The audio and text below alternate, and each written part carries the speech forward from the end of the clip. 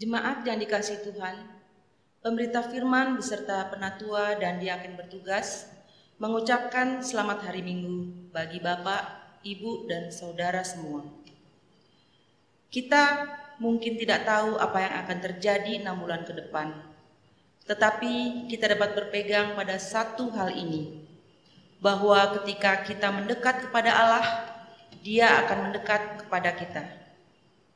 Hari ini kita memasuki hari Minggu ke-8 sesudah Pentakosta. Kita masih tetap melaksanakan ibadah Minggu di rumah atau di kediaman kita masing-masing secara daring atau online. Kiranya ibadah yang kita lakukan saat ini berkenan di hadapan Tuhan dan membawa berkat bagi hidup beriman kita. Pemberita firman pada saat ini disampaikan oleh Pendeta Aprianus Libat. Jemaat, mari berdiri untuk menyambut firman Tuhan hadir di tengah-tengah persekutuan kita.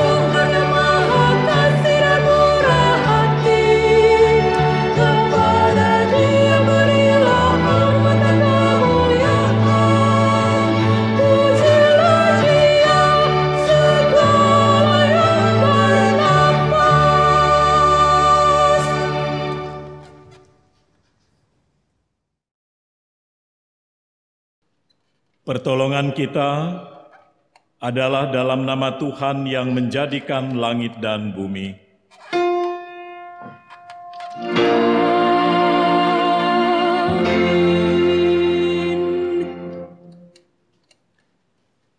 Lalu berkatalah Yosua kepada orang Israel, "Datanglah dekat dan dengarkanlah firman Tuhan Allahmu."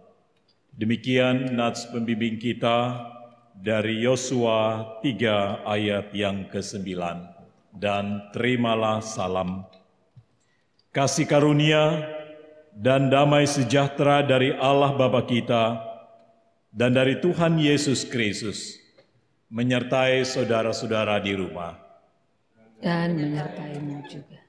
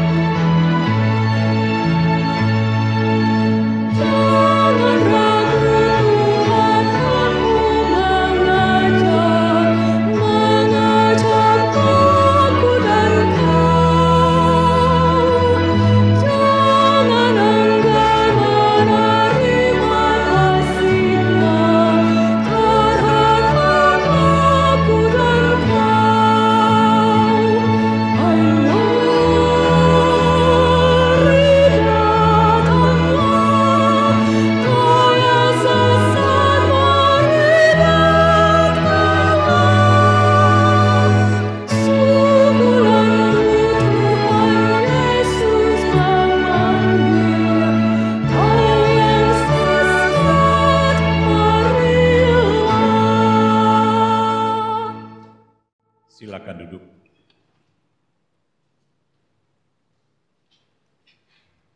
Jemaat, dengan rasa sesal dan malu dan dengan kerendahan hati, marilah mengaku akan dosa-dosa kita dan memohon pengampunan daripadanya.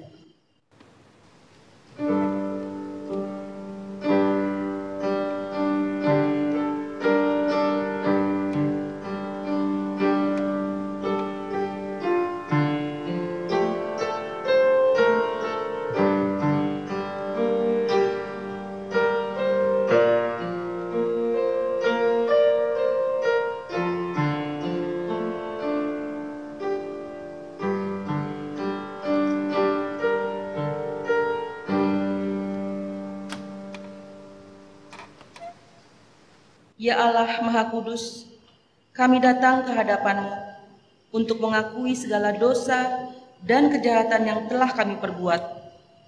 Kami banyak mendengar, tetapi kurang menjadi pelaku firman yang setia.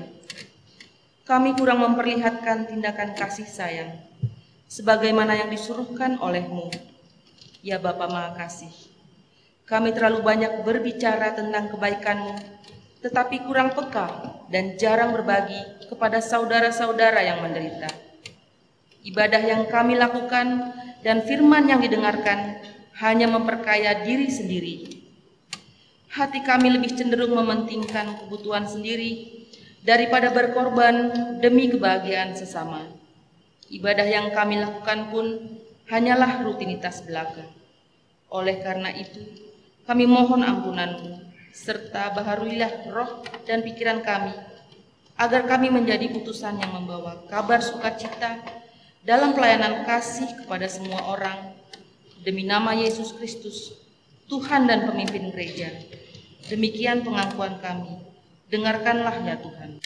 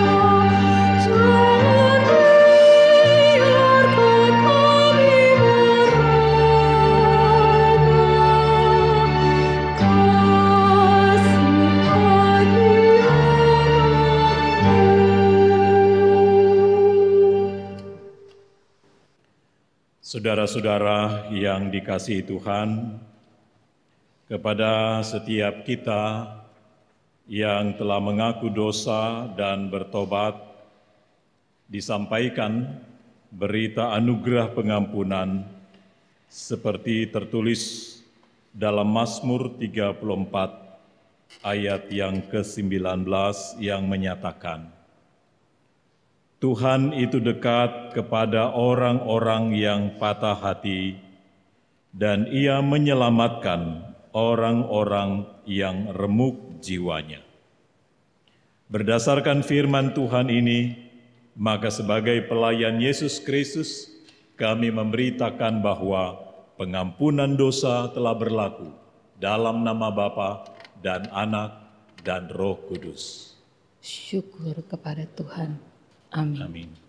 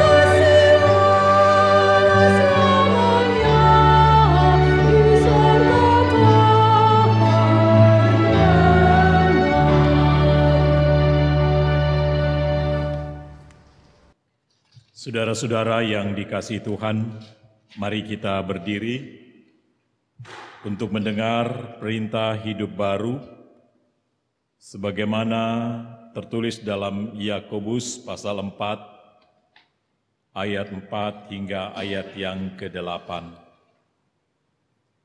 yang menyatakan demikian. Hai kamu orang-orang yang tidak setia, tidakkah kamu tahu bahwa persahabatan dengan dunia adalah permusuhan dengan Allah? Jadi barang siapa hendak menjadi sahabat dunia ini, ia menjadikan dirinya musuh Allah. Janganlah kamu menyangka bahwa kitab suci tanpa alasan berkata, roh yang ditempatkan Allah di dalam diri kita diingininya dengan cemburu. Tetapi kasih karunia yang dianugerahkannya kepada kita lebih besar daripada itu.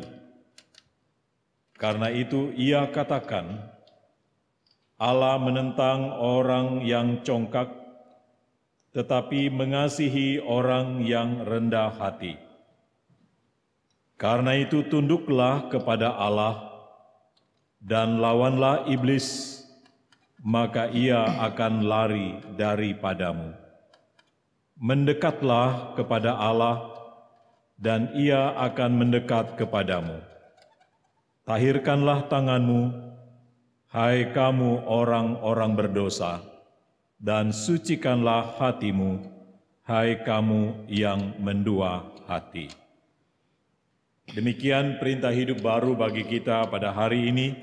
Biarlah Roh Kudus menolong kita mewujudkan kemuliaan Allah dalam seluruh hidup dan kesaksian kita di dunia.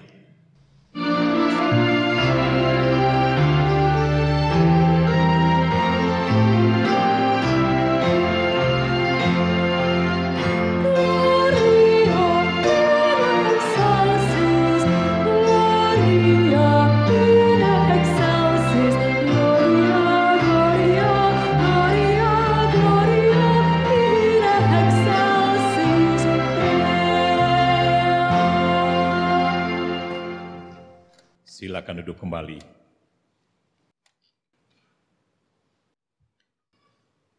Saudara-saudara yang dikasihi Tuhan, mari kita siapkan hati dan pikiran kita untuk menyambut firman Tuhan di tengah-tengah persekutuan kita saat ini.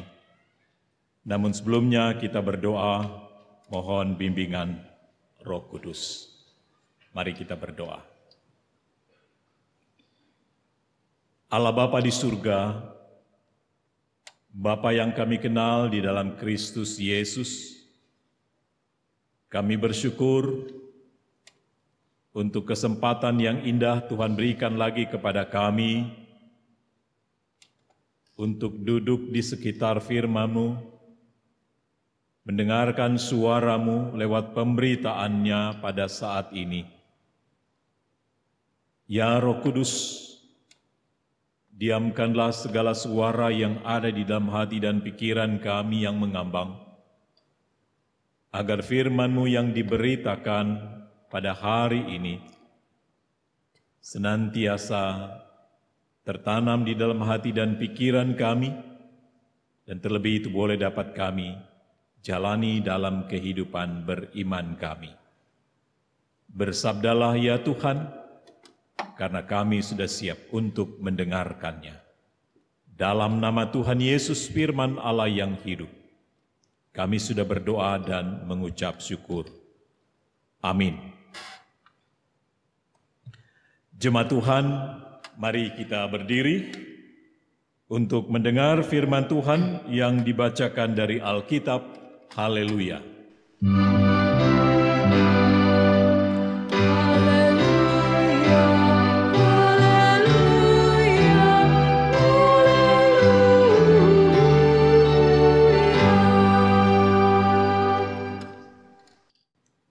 Bacaan Alkitab hari ini dari kitab Yosua pasal 3 ayat 1-17. Di bawah judul perikop menyeberangi sungai Yordan. Yosua 3 ayat 1-17 yang menyatakan, Yosua bangun pagi-pagi, lalu ia dan semua orang Israel berangkat dari Sitim, dan sampailah mereka ke sungai Yordan. Maka bermalamlah mereka di sana sebelum menyeberang. Setelah lewat 3 hari, para pengatur pasukan menjalani seluruh perkemahan dan memberi perintah kepada bangsa itu.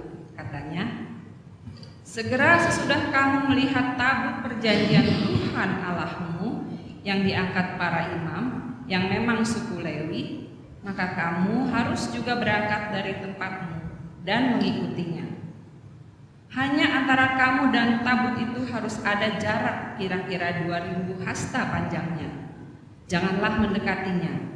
Maksudnya, supaya kamu mengetahui jalan yang harus kamu tempuh, sebab jalan itu belum pernah kamu lalui dahulu.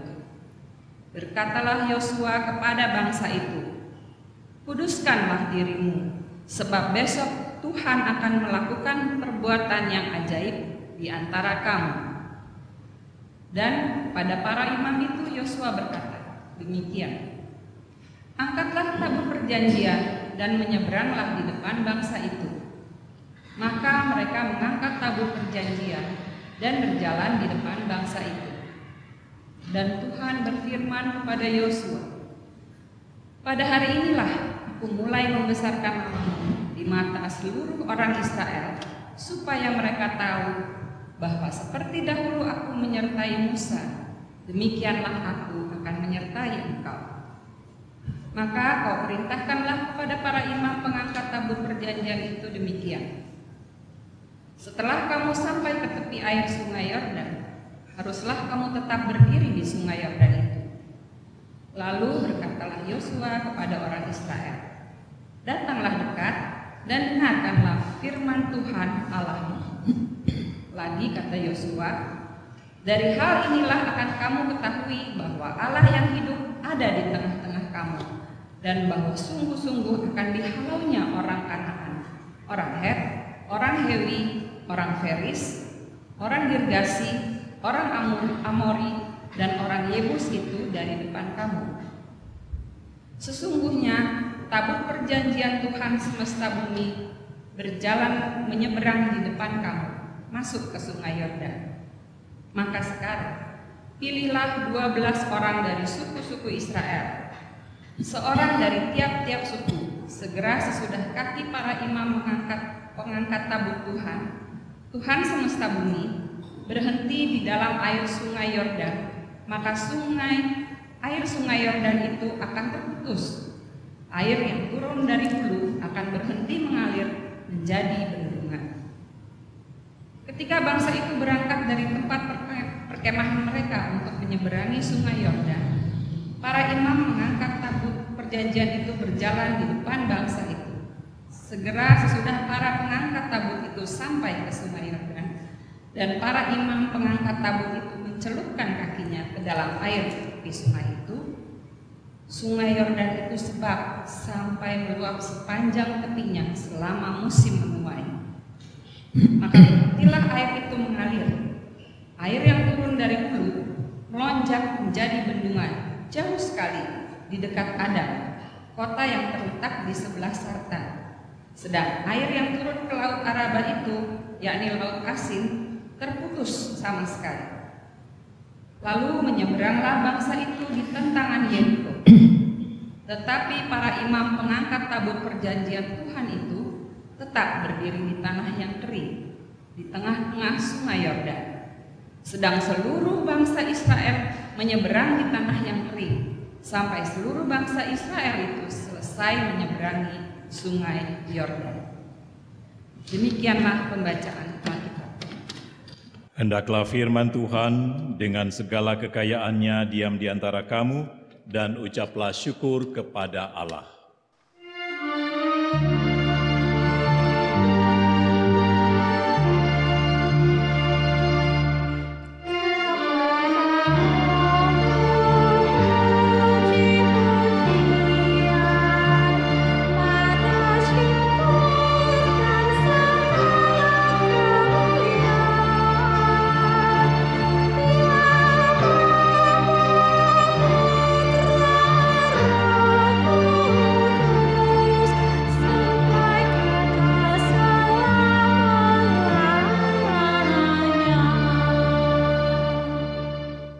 Silakan duduk.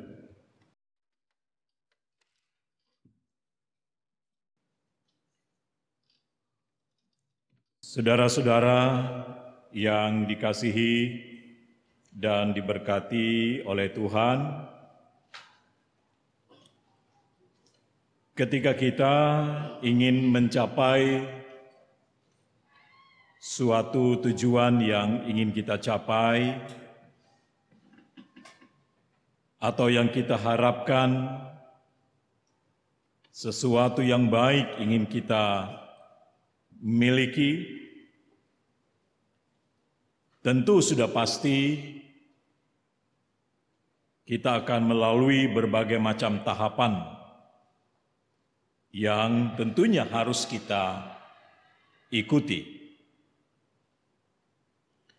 Artinya tahapan-tahapan untuk mencapai sesuatu yang kita harapkan itu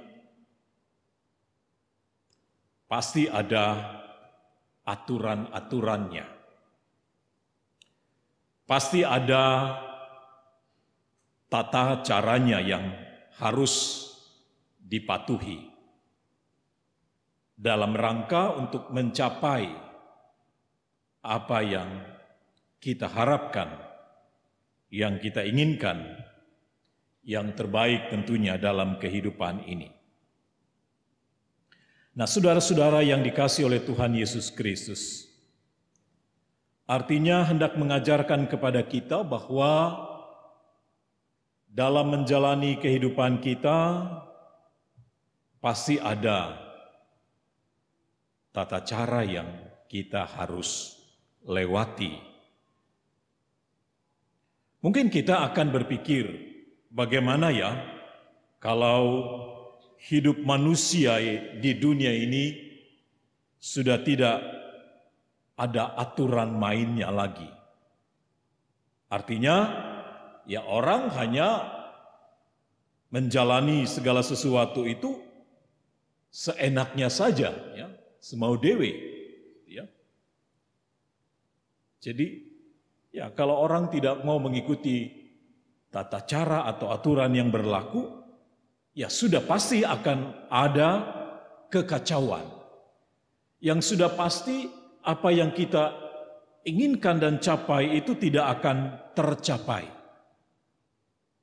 Jika kita tidak mengikuti aturan-aturan yang berlaku dalam kehidupan ini. Contohnya saja, setiap rumah tangga ya, atau keluarga pasti setidaknya ada aturan yang diberlakukan kepada semua seisi rumah tangga itu. Ya. Ada yang secara tertulis dan ada juga yang tidak tertulis. Ya. Artinya bahwa orang penghuni yang ada dalam rumah itu paling tidak pasti ada aturan main orang yang tinggal di dalamnya. Ya. Tidak mungkin orang yang tinggal di rumah itu seenaknya saja keluar masuk di rumah gitu ya. Tidak lihat jam waktu, seenaknya pulang, seenaknya datang gitu ya. Jadi seakan-akan rumah itu seperti hotel jadinya gitu kan. Semaunya seenaknya, kapan dia datang, kapan dia mau pulang, ya, dan seterusnya. Ya, saya teringat kebiasaan yang dilakukan atau diberikan oleh orang tua, dulu selalu bilang gini, kalau habis makan harus cuci piring, ya, karena mungkin dulu nggak ada pembantu ya. Nggak ada yang beres-beres di rumah. Jadi orang tua katakan, habis makan, cuci piring. Sama dengan ketika kalau pulang sekolah, harus taruh sepatunya pada tempatnya. Jangan berantakan. Gitu kan? Sepatunya di mana, kaos kakinya di mana, gitu kan? Udah bau lagi, gitu ya. Tentu bikin menjengkelkan. Ya. Habis pulang sekolah, buka baju, jangan lempar sana, lempar sini, gitu kan. Harus taruh tempat pakaian yang kotor misalnya, gitu kan. Jadi pasti setidaknya secara tidak tertulis ada aturan main yang orang tinggal dalam rumah paling tidak gitu kan. Ya. Misalnya kalau malam di rumah harus sudah ada paling tidak jam 10 malam misalnya gitu ya. Jadi ibaratnya bahwa untuk membuat aturan itu ya, tata cara yang diberlakukan dalam sebuah keluarga rumah bukan semata-mata untuk mengekang gitu kan, tetapi sebenarnya mau mengajarkan sebuah kedisiplinan gitu kan, untuk mengajarkan mereka taat gitu kan. Kalau mereka bisa lakukan itu, pasti nanti kesana-sananya mereka sudah terbiasa dengan, wah dulu mamaku ajarin habis makan cuci piring, ya mungkin dia langsung cuci gitu kan. Artinya bagaimana keteraturan itu terbiasa dia jalani dan dia lakukan. Ya. Apalagi kalau kita sebagai orang adat ketimuran gitu ya. Jadi ya ke rumah tetangga aja kita kan harus ada aturannya. Nggak mungkin langsung nyelonong masuk. Pasti mungkin ketok pintu ya. Atau kasih salam, selamat pagi atau selamat siang gitu kan. Pasti ada tata caranya. Ibaratnya sopan santunnya pasti ada dalam kehidupan kita, gitu kan? Kalau orang Jawa bilang toto kromo ya, ada toto kromonya katanya gitu. Jadi saudara-saudara yang dikasih oleh Tuhan Yesus Kristus, jadi kehidupan ini harus ada aturan mainnya. Semua ada tata caranya. Selama menjalani kehidupan ini pasti ada tata cara, aturan yang harus diikuti dan dijalani oleh siapapun juga. Nah, saudara-saudara yang dikasihi oleh Tuhan Yesus Kristus, tentunya sehubungan dengan bangsa Israel bersama dengan Yosua ketika mereka akan diperintahkan oleh Tuhan untuk memasuki dan menguasai tanah Kanaan, ya. Bukan serta-merta itu diberikan oleh Tuhan secara cuma-cuma. Walaupun memang semuanya itu ada dalam kekuasaan Tuhan. Tapi Tuhan juga menuntut ketaatan dan kesetiaan mereka untuk mengikuti tatanan yang berlaku, tata cara yang diberlakukan. Aturan main yang diberikan pada saat itu.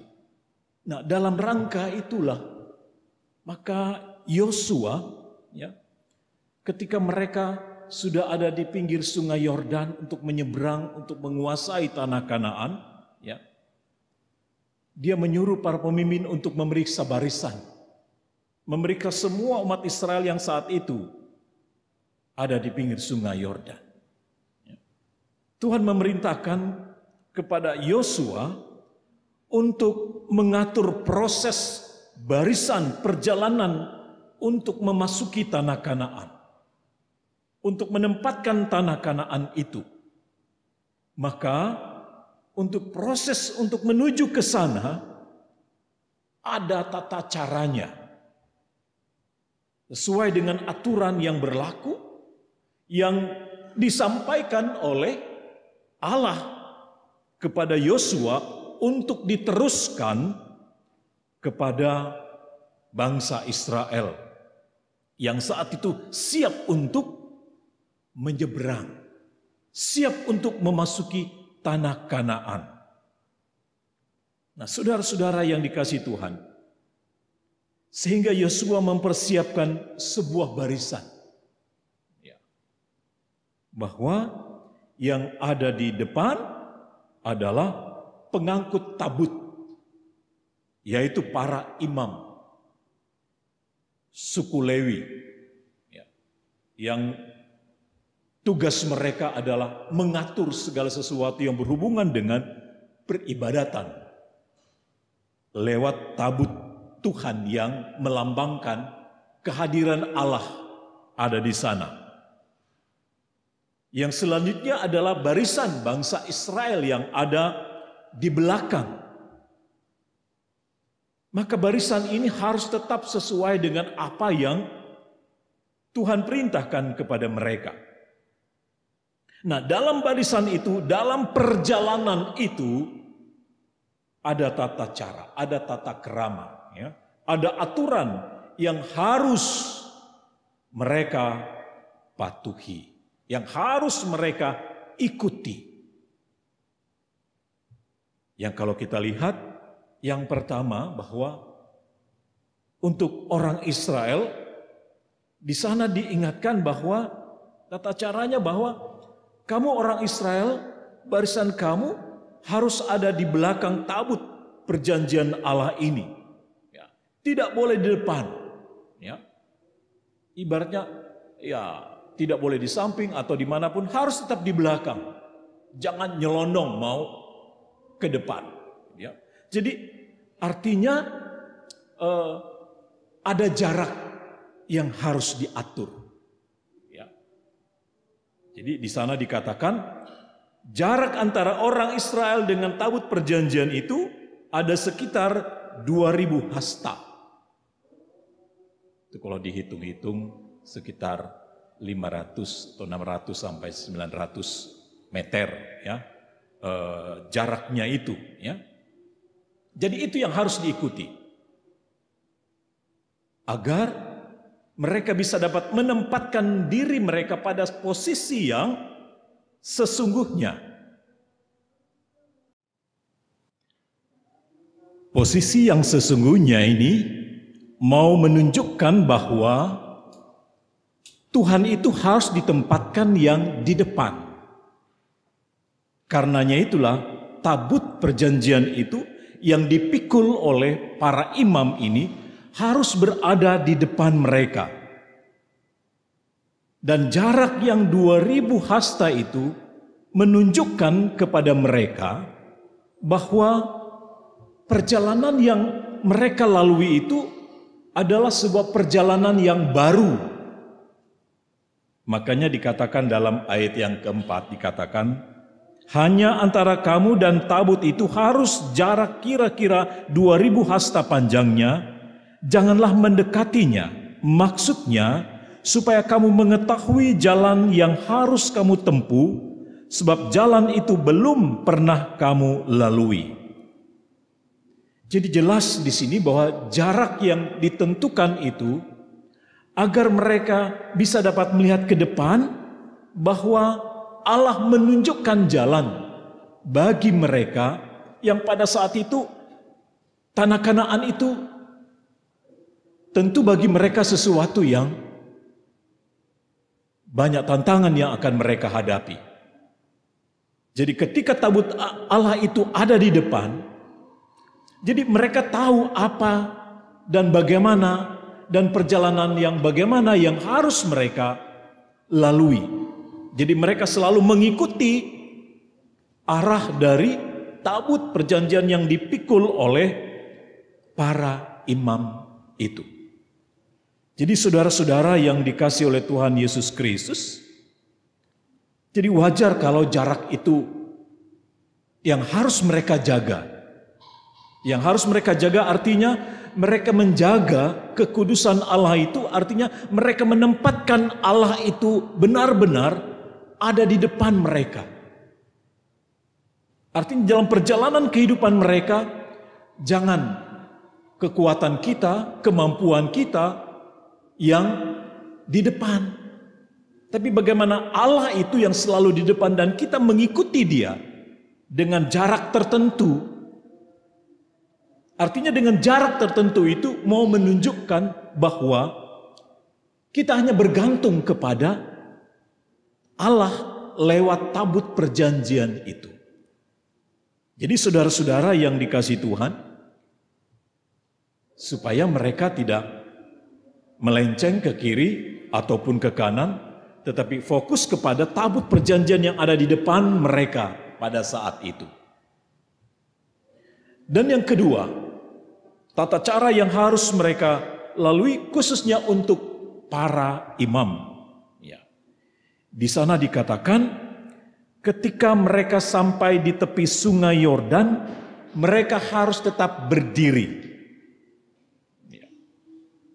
Artinya bahwa ketika mereka berdiri pada satu tempat tertentu, ya, berdiam diri artinya menunggu bagaimana kuasa Allah yang akan bekerja di dalam diri mereka.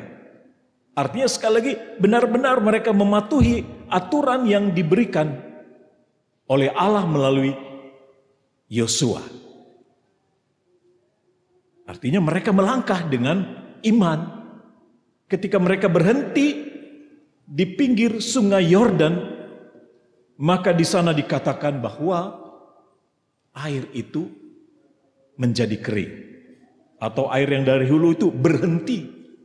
Sehingga terbuka jalan bagi mereka untuk menjalani perjalanan mereka itu.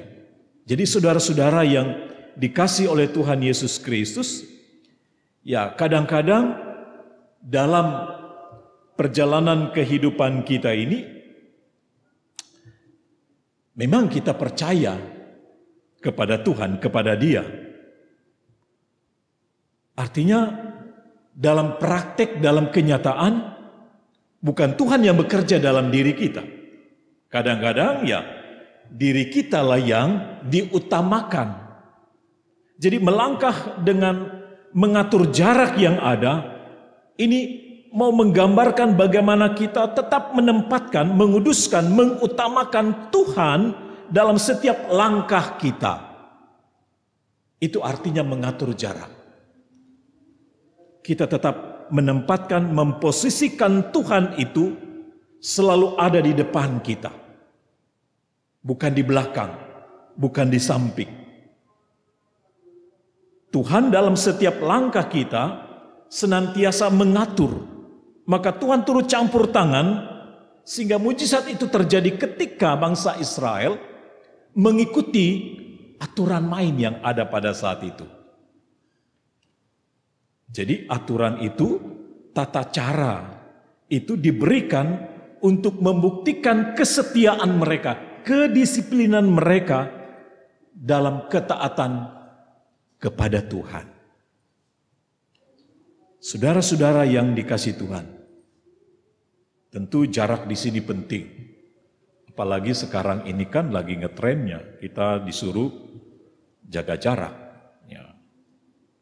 Saudara-saudara yang dikasihi Tuhan, karena jarak setiap langkah itu membuktikan bahwa kita mau menempatkan Tuhan itu di atas segala-galanya. Menentukan jarak itu maksudnya menempatkan Tuhan itu lebih daripada segala-galanya. Artinya tidak mendahulukan kuasa Tuhan itu. Artinya kita senantiasa menyerahkan diri dan hidup iman dan percaya kita kepada Dia.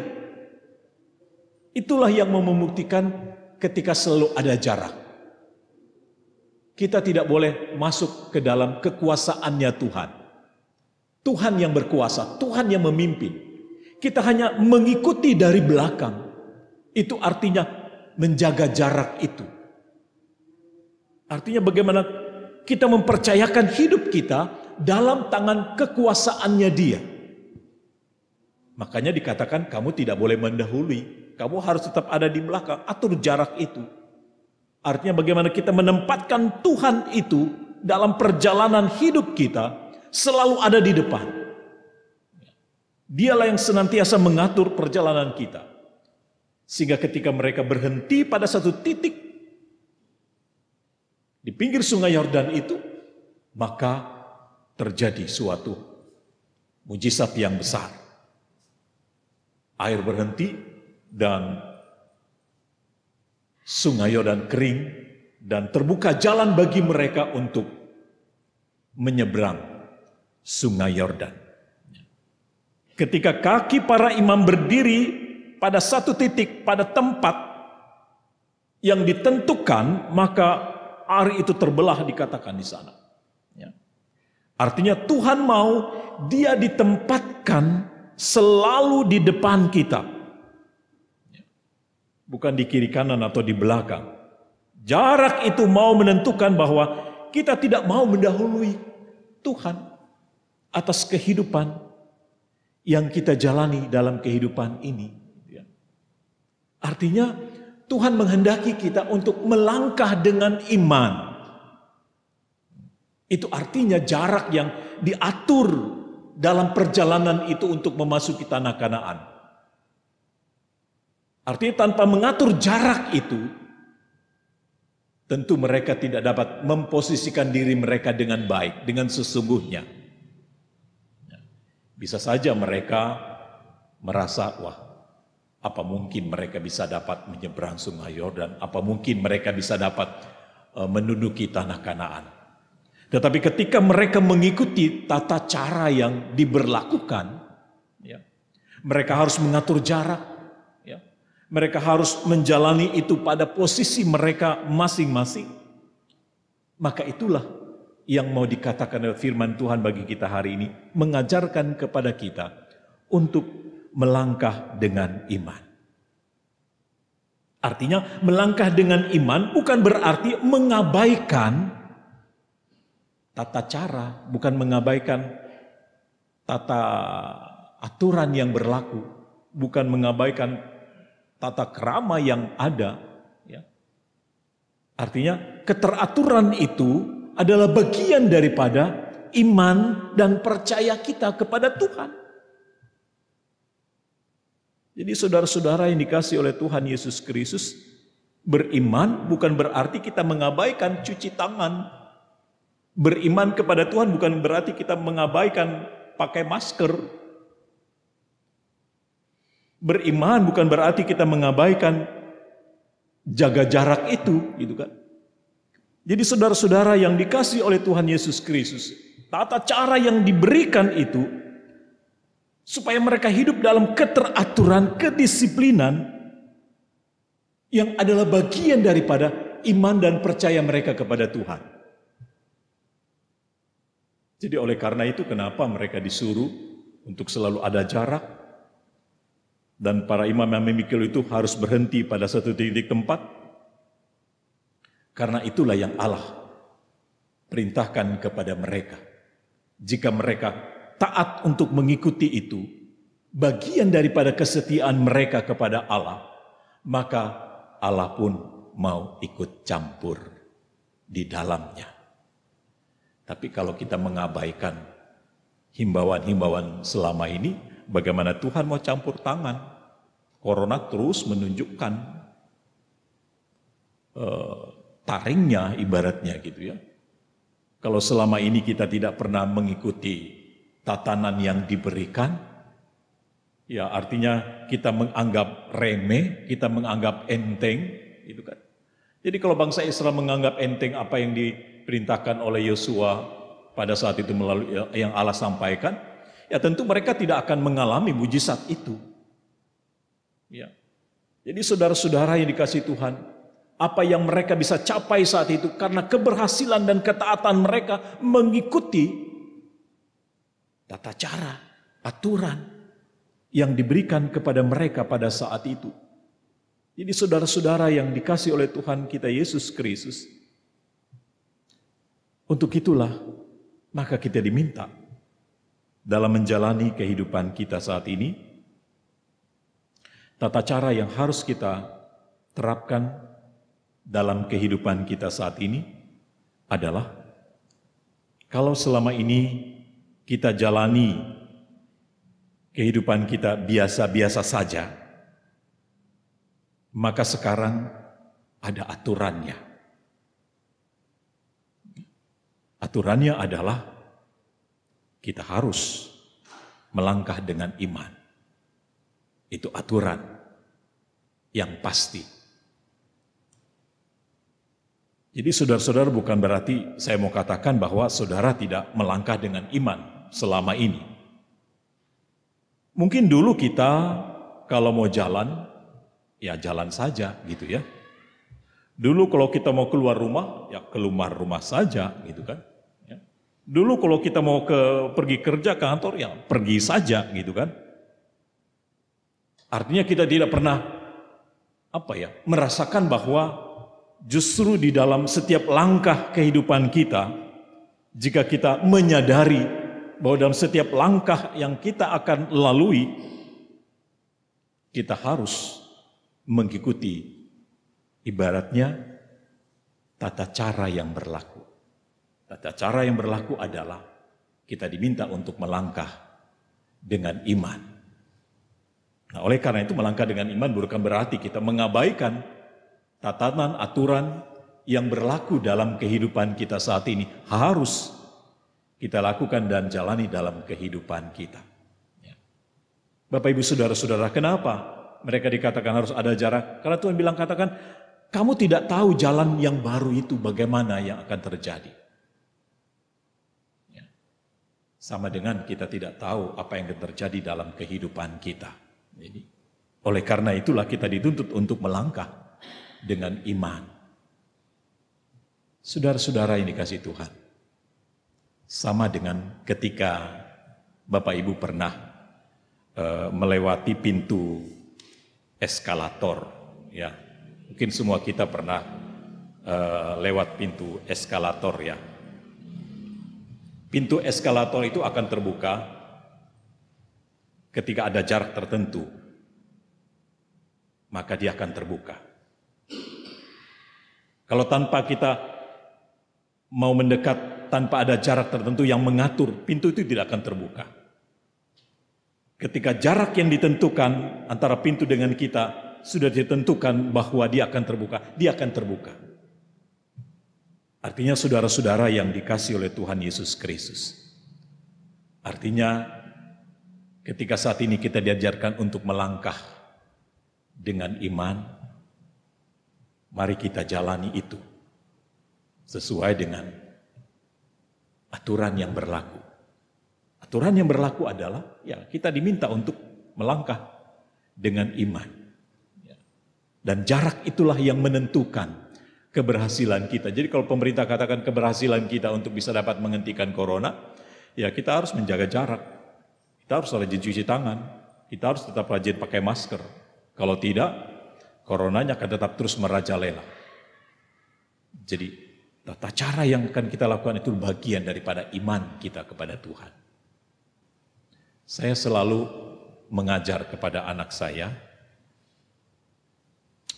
walaupun memang di rumah kita, ya sebagai orang Kristen selalu berdoa, ya selalu mengandalkan Tuhan. Tapi ada satu cara yang selalu saya ajarkan kepada anak-anak saya, keluarga. Sebelum Anda keluar dari pintu,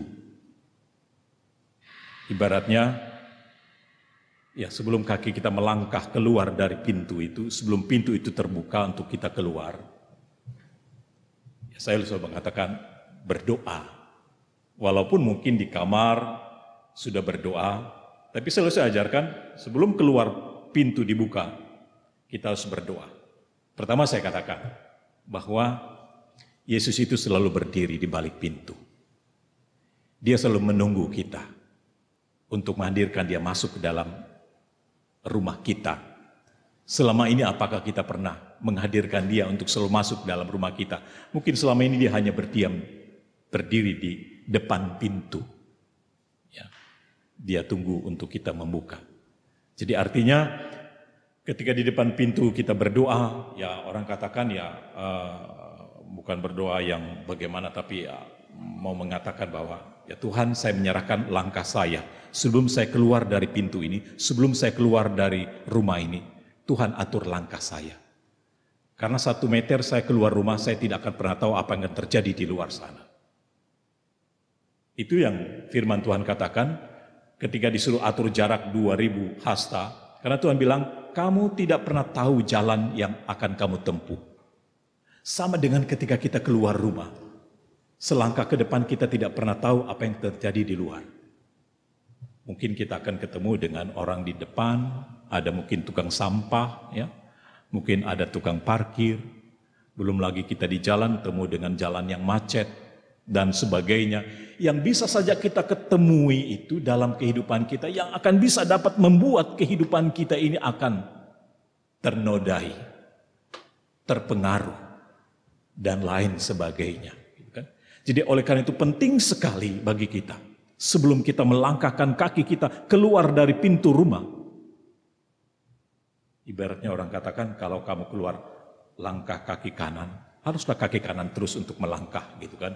Artinya bagaimana kita selalu menempatkan Tuhan itu di depan kita, menempatkan Tuhan itu selalu ada di depan dalam setiap perjalanan yang akan kita lalui ketika kita keluar dari rumah. Dan itu mengajarkan kepada kita untuk sama seperti bangsa Israel, agar tabut itu selalu ada di depan kamu sehingga keselamatan, perlindungan akan terjadi kepada kamu. Demikian juga ketika kita mengikuti aturan. Ketika kita keluar rumah, ya harus ada aturan, sama dengan di rumah. Semua keluarga pasti ada aturannya. Sebelum makan mungkin harus berdoa, atau pulang sekolah harus taruh baju pada tempatnya gitu kan, dan sebagainya. Tidak ada setiap rumah tangga itu tidak punya ada aturan main dalam rumah, pasti ada gitu kan. Jadi oleh karena itu juga sama juga dalam kita menjalani kehidupan kita. Sebelum kita melangkahkan kaki kita keluar dari rumah, sebelum buka pintu rumah, keluar. Ibaratnya kita tidak pernah tahu terjadi apa yang terjadi di luar. Oleh karena itu penyertaan Tuhan sangat penting dalam kehidupan kita. Jadi oleh sebab itulah maka hari ini kita diajarkan untuk selalu melangkah bersama dengan Tuhan. Karena melangkah bersama dengan Tuhan, kita akan senantiasa menikmati damai dan sejahtera dan perlindungan yang daripada Tuhan Yesus Kristus sendiri. Untuk itulah kita senantiasa memohon tuntunan Tuhan dalam setiap langkah kehidupan kita. Maka Tuhan akan selalu menolong, menyertai, dan memberkati kehidupan kita. Amin.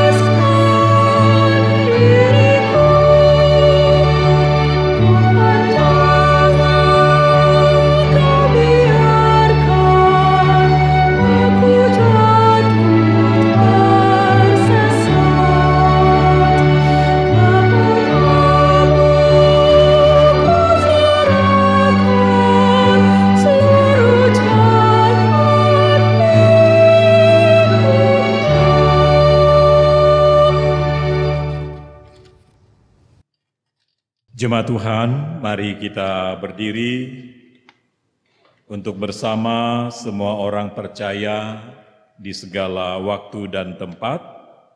Kita mengaku iman menurut pengakuan iman rasuli dengan hati dan mulut masing-masing kita berkata, Aku percaya kepada Allah, Bapa yang Maha Kuasa, Khalik langit dan bumi, dan kepada Yesus Kristus, Anaknya yang tunggal Tuhan kita, yang dikandung daripada Roh Kudus, lahir dari anak darah Maria, yang menderita di bawah pemerintahan Pontius Pilatus, disalibkan, mati dan dikuburkan, turun ke dalam kerajaan maut. Pada hari yang ketiga, bangkit pula dari antara orang mati, naik ke surga, duduk di sebelah kanan Allah, Bapa yang Maha Kuasa, dan akan datang dari sana untuk menghakimi orang yang hidup dan yang mati. Aku percaya pada Roh Kudus, gereja yang kudus dan am, persekutuan orang kudus, pengampunan dosa, kebangkitan daging, dan hidup yang kekal. Silakan duduk. Saudara-saudara yang dikasihi oleh Tuhan Yesus, mari kita bersama-sama menaikkan doa syafaat kita pada saat ini. Kita berdoa. Ya Allah Bapa di surga, Engkau yang menuntun langkah hidup kami, Engkau yang selalu ada di depan kami, sehingga kami tidak tersesat dalam melangkah. Oleh karena itu, kami bersyukur kalau pada hari ini kami boleh diingatkan kembali lewat firman-Mu, agar kami melangkah dengan iman, percaya kami kepadamu Tuhan. Ya Allah Bapa di surga, untuk itulah kami datang, menyerahkan seluruh keberadaan kehidupan kami di dalam tangan pengasihan-Mu. Teristimewa ketika saat ini kami masih dalam situasi dan kondisi COVID-19 yang masih terus menunjukkan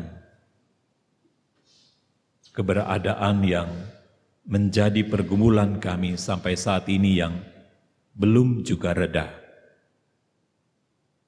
Kami dituntut Tuhan untuk berlaku disiplin sebagai bagian daripada iman kami untuk tetap setia, menjaga jarak, rajin untuk cuci tangan, dan selalu memakai masker. Kami tahu Tuhan, bahwa ketika wabah ini menghampiri kehidupan kami sebagai bangsa, tentu semuanya ini terjadi di luar daripada kemampuan kami. Oleh sebab itulah ya Tuhan,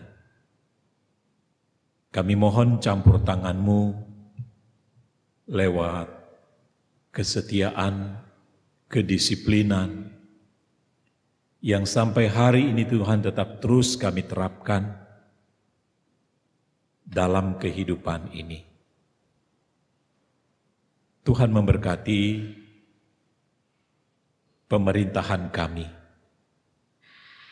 bangsa Indonesia. Biarlah segala upaya yang dilakukan, baik oleh pemerintahan pusat sampai ke daerah-daerah, kami tetap terus bersinergi untuk bisa dapat menghambat penyebaran virus corona ini Tuhan. Biarlah Engkau memberikan hikmat bagi para pemimpin kami, agar mereka mampu dan dapat melaksanakan tugas dan tanggung jawab ini dalam menghambat penyebaran virus corona. Ya Bapa di surga, dan terlebih bagi para medis yang sampai saat ini Tuhan mereka bertahan dengan kekuatan yang daripada Tuhan untuk tetap terus memberikan perawatan, pelayanan yang terbaik bagi seluruh pasien corona yang saat ini Tuhan membutuhkan penanganan dengan lebih baik. Terlebih Tuhan memberkati para ilmuwan yang terus berusaha untuk mencari vaksin yang dapat mengobati virus corona ini. Berikan mereka hikmat Tuhan. Tuntun mereka, urapi mereka, agar mereka dimampukan untuk bisa dapat menemukan obat vaksin yang bisa dapat kami pergunakan dalam menghambat penyebaran virus corona ini.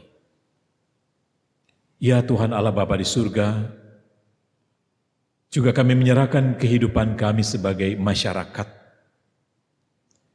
Biarlah kami tetap terus menunjukkan kepedulian kami dan perhatian kami untuk tetap setia, disiplin dalam mematuhi seluruh himbauan,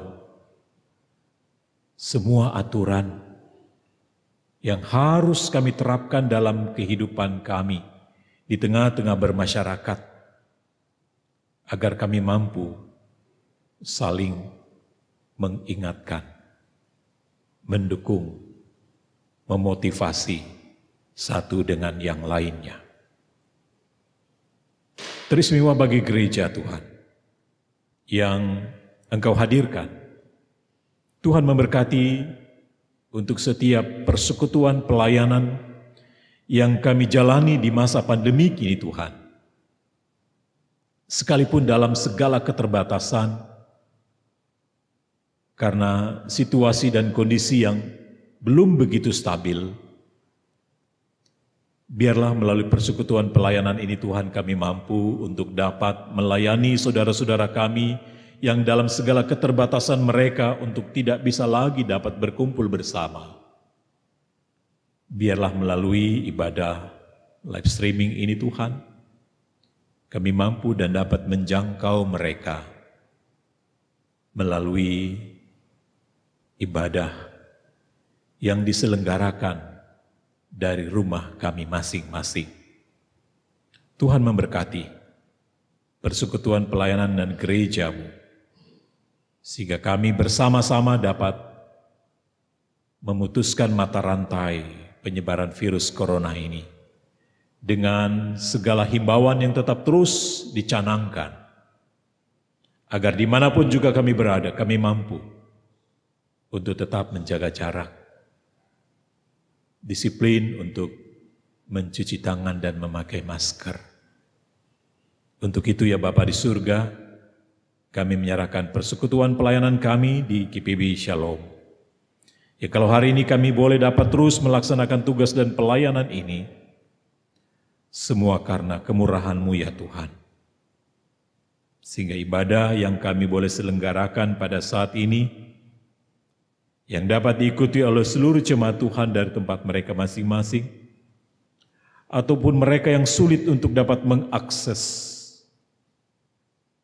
jalannya ibadah ini, Tuhan Engkau juga hadir, memberkati mereka, sehingga dengan segala upaya yang memungkinkan dapat dilakukan, Tuhan memberkati, agar mereka juga boleh merasakan kehadiran-Mu Tuhan, lewat persekutuan ini. Khususnya bagi saudara-saudara kami yang saat ini dalam kelemahan tubuh, mereka yang sakit, mereka yang dalam masa pemulihan dan perawatan, baik di rumah maupun di rumah sakit, ya Tuhan, kami mohon Engkau memberkati Ibu Laimadi, Ibu Rustiwi Harantum,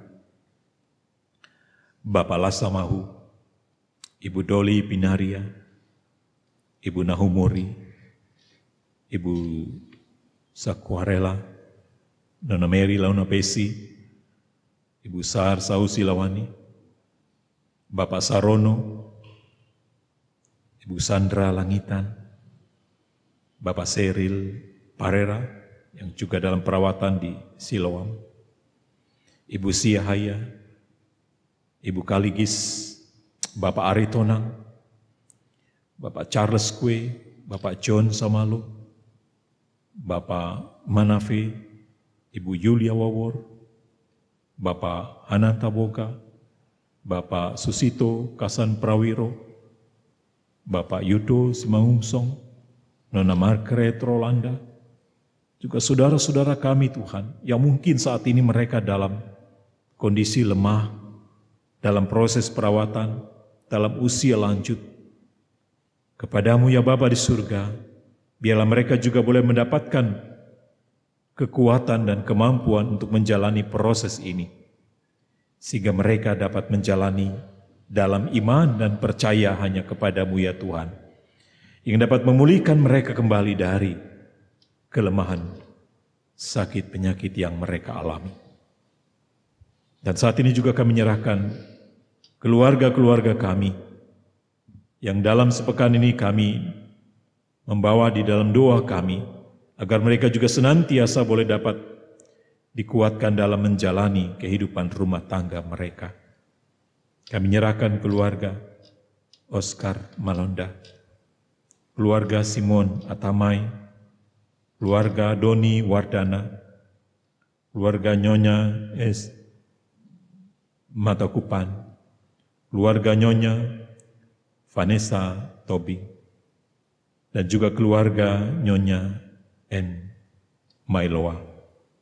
Tuhan memberkati kehidupan keluarga ini di dalam masa-masa pandemik ini, agar mereka juga senantiasa tetap terus berharap, bergantung dan bersandar pada kasih dan setia daripada-Mu ya Tuhan.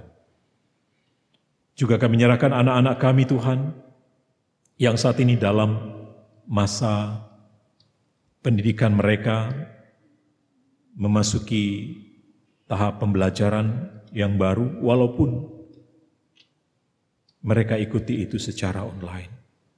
Biarlah mereka juga diberikan semangat belajar, walaupun dengan segala keterbatasan yang ada, agar mereka mampu dan dapat mewujudkan segala harapan dan cita-cita mereka di dalam pertolongan dan kasih setia yang daripada Tuhan Allah sendiri. Ya Allah Bapa di surga, kami juga menyerahkan seluruh kegiatan-kegiatan yang memungkinkan kami bisa dapat lakukan di masa pandemik ini. Seluruh pelkat, komisi, dan kami semua sebagai warga jemaat, untuk senantiasa dapat menjalani kehidupan persekutuan ini dengan segala keterbatasan yang ada. Biarlah kami tetap memiliki semangat, sukacita dan rasa syukur kami kepadamu Tuhan, karena Kau selalu ada dan hadir dalam setiap langkah dan kehidupan kami. Kami juga menyerahkan Bapak Maku Markus Rubayan Maramis, sehubungan dengan beliau yang harus mendapatkan perawatan dari rumah sakit, sehingga untuk pelaksanaan peneguhan ini tertunda. Tuhan juga memberkati dan pulihkan dia, sehingga pada waktunya nanti juga akan dapat melaksanakan ini dengan baik. Biarlah dengan campur tangan-Mu ya Tuhan, proses yang sedang dijalani oleh Bapak Maramis dapat dilalui dengan sukacita. Ya Allah Bapa kami dalam kerajaan surga, untuk itulah kami menyerahkan seluruh hidup dan penghidupan kami. Dalam perjalanan kehidupan kami di sepekan ini, kami mau melangkah bersama dengan Tuhan. Kami mau melangkah dengan iman. Kami mau melangkah dengan kasih setia yang daripada Tuhan. Terlebih ketika saat ini kami boleh bersyukur bahwa Tuhan senantiasa memberkati kehidupan kami, baik atas usia yang kami miliki, kesehatan dan kekuatan yang kami dapati, semuanya oleh karena kemurahan Tuhan.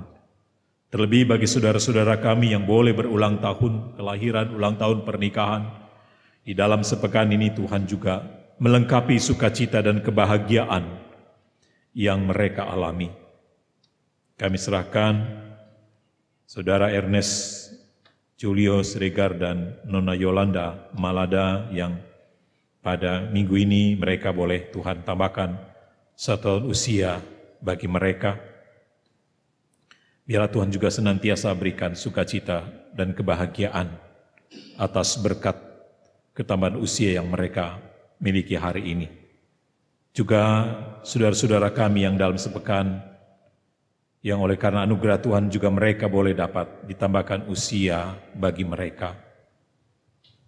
Ibu Marta Rolanda, Bapak FL Sayang Bakti, Ibu Yola Saputra, Nona Ruth Sevanya Malingkas, dan Ibu Yulia Wawor, yang dalam sepekan ini Tuhan, atas kasih karunia-Mu mereka boleh mengalami berkat dengan ketambahan usia. Biarlah daripadanya Tuhan mereka senantiasa bersyukur bahwa kasih setia Tuhan tak pernah berhenti untuk menolong dan menyertai kehidupan mereka. Ya Allah Bapa di surga, terima kasih Tuhan. Akhirnya kami menyerahkan seluruh keberadaan kehidupan kami, dimanapun juga kami berada dan melangkah bersama dengan Tuhan. Kami yakin dan percaya kami akan dapat melewati semuanya itu di dalam sukacita yang daripada Tuhan. Ampuni kami Bapa untuk segala dosa dan kesalahan kami yang telah kami perbuat melawan kehendak-Mu, agar kami senantiasa layak di hadapan Tuhan. Inilah doa kami Bapa, sambut dan dengar.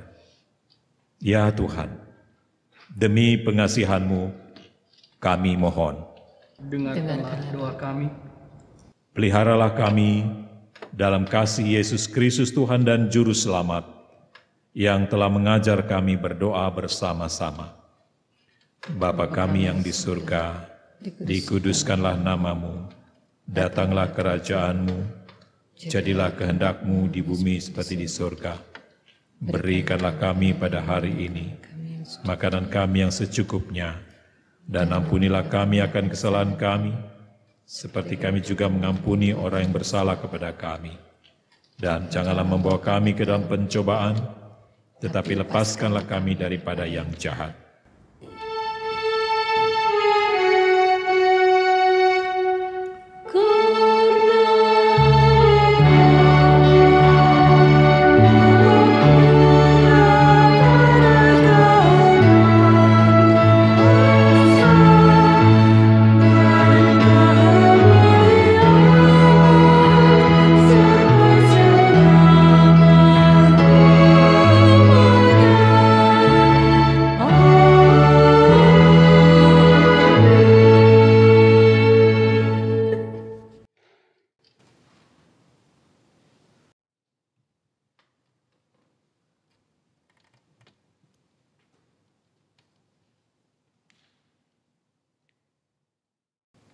Jemaat Tuhan, kini saatnya kita memberikan persembahan syukur bagi Tuhan.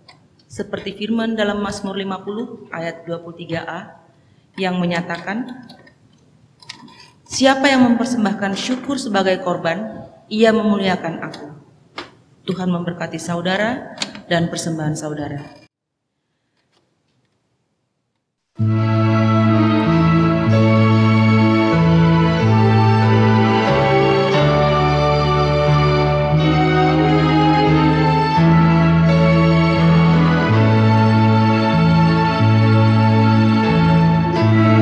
Di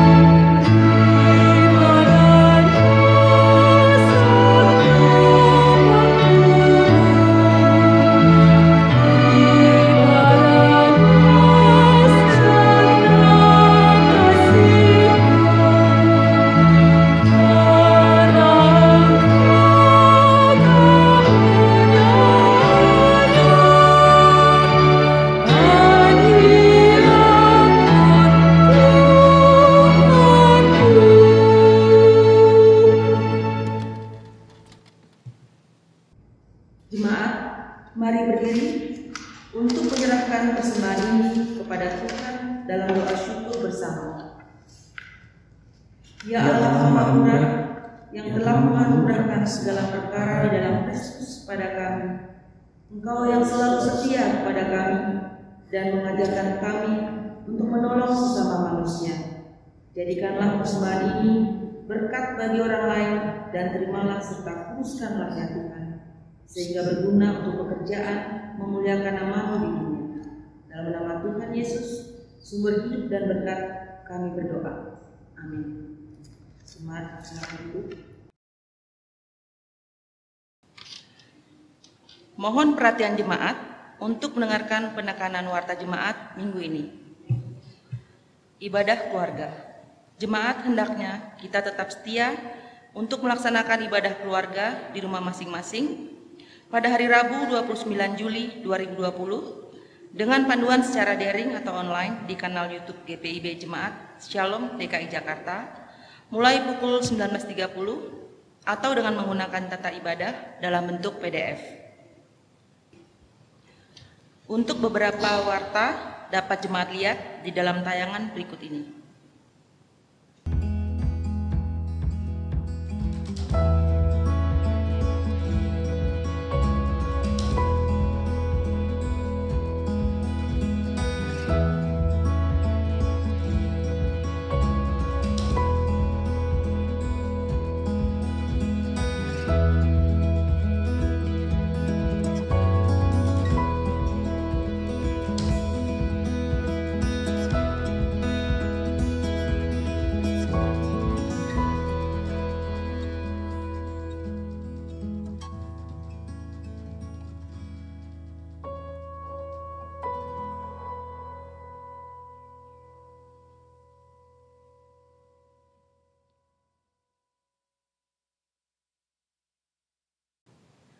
Terima kasih atas persembahan warga jemaat maupun simpatisan untuk menunjang pelayanan, kesaksian, dan persekutuan di GPIB Jemaat Shalom di DKI Jakarta.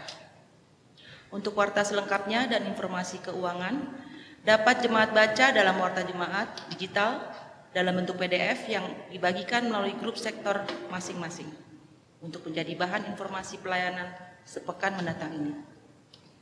Demikian pokok-pokok warta jemaat minggu ini. Selamat memasuki hari Minggu ke-8 sesudah Pentakosta. Tuhan Yesus Kristus memberkati.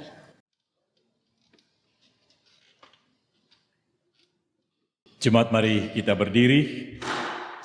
Pergilah dengan damai sejahtera Tuhan ke dalam kehidupanmu sehari-hari dan lakukanlah firman Tuhan yang telah saudara dengar.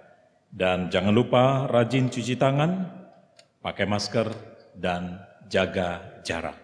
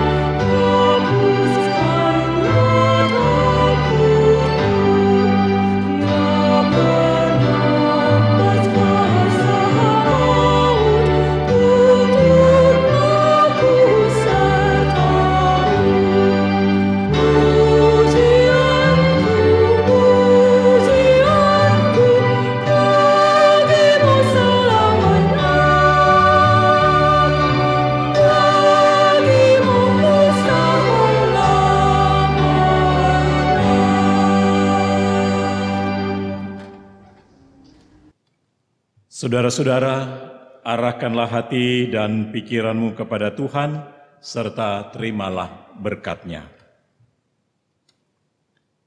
Tuhan memberkati engkau dan melindungi engkau.